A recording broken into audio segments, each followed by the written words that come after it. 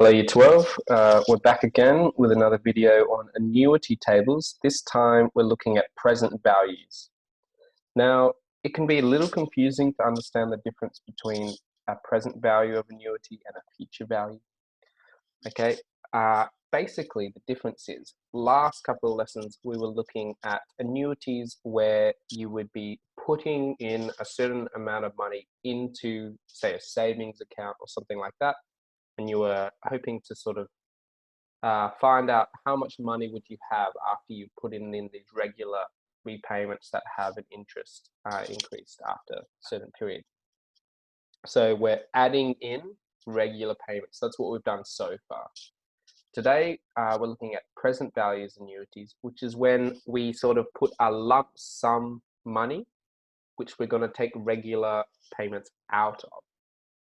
Okay, so an example of this might be, I want to set aside some money for, let's say, my child is going to go live or away from home, and I want them to have some regular income before they're financially independent. So I might put a lump sum of money away, which there'll be interest being calculated on. And then every month or every year or whatever it is, a certain money would be taken out of that account and be paid. So it's kind of like the opposite. Rather than adding regular payments in, we're taking regular repayments out. Okay, however, the process is very similar in calculating and using the table. So we're going to use that same formula, except this time it's the present value, not the future value, equals A, which is the amount, the regular payment, except this time it's going to be the money that you're given rather than the money that you're putting in, and times by the interest factor on the table. So we've got our present value tables here.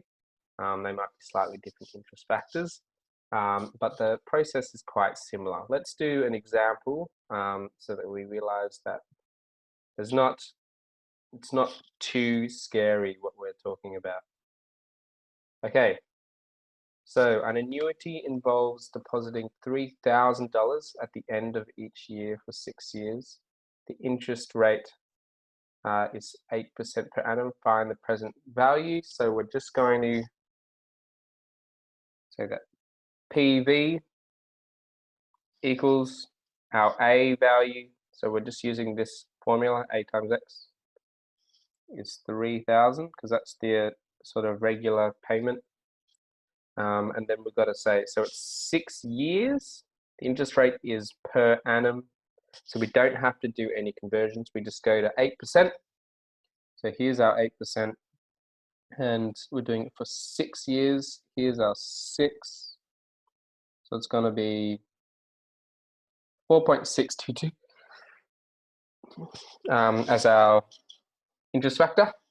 That's going to be times 4.6229, and that will give us our present value. So it's going to be 3,000 times 4.6229 equals, and there we have it, 1,000 or 13,868.70 is our present value there. Okay, so largely the same process as before. We're just dealing with a different concept.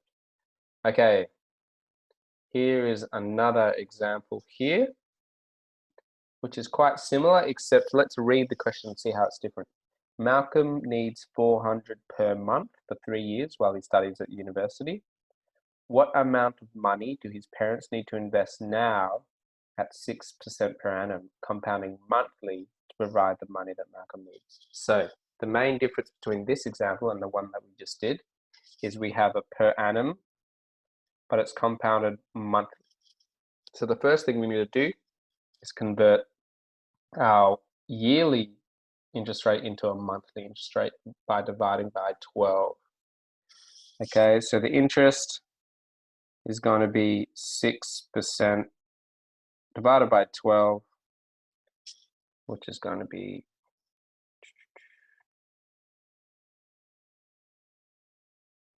0.5%. per month. Okay, and the number of terms or the number of periods that we're talking about is going to be 3 times 12 because we've got 3 years, which is going to give us 36 months. Okay, so we're going to have to use this table here because it has those smaller monthly percentage rate and more periods down the side. So we look at our 0.5% and we're looking at 36 and we go across and there is our value. So our present value, that is how much money does Malcolm's parents need to put away now. They need to put away, it's going to be 400 times by our interest value there, which is 32.8710. And then we can put that into our calculator. 400 times 32.8710. And that is how much money they need to put away. 13,148.40. And that will get Malcolm through his university. It's quite a lot of money, but $400 per month is not very much to live off. So he'll have to work as well. Okay. Now, last question here. In order to provide a regular income when he retires, Paul invests $300,000 for 15 years in an annuity that pays 6% per annum compounding monthly. He plans to make regular equal monthly withdrawals for 15 years until there's nothing left.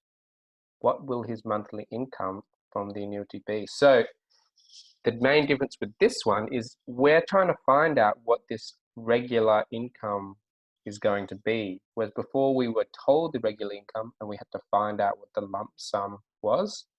This time we know the lump sum and we're trying to find out the regular income. So we're going to use that same formula. I'll write out the formula again. Okay. Except this time we know what the present value is that he's investing. He's putting $300,000 away now. So we know that value.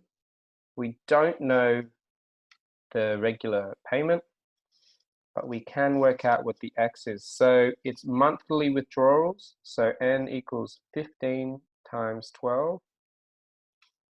That's how many months we have, which is 180.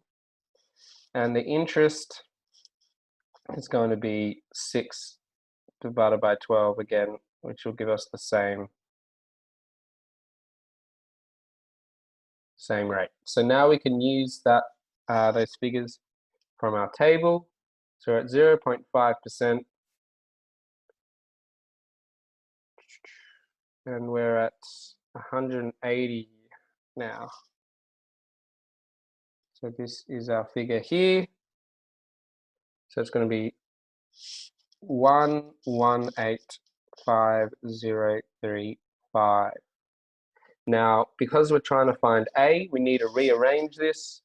So it becomes 300,000 divided by 118.5035 equals our regular payment here. So it's going to be 300,000 divided by 118.5035. Just make sure you put the right amount of zeros in and everything else is correct, and then equals, and that is what our value for A is.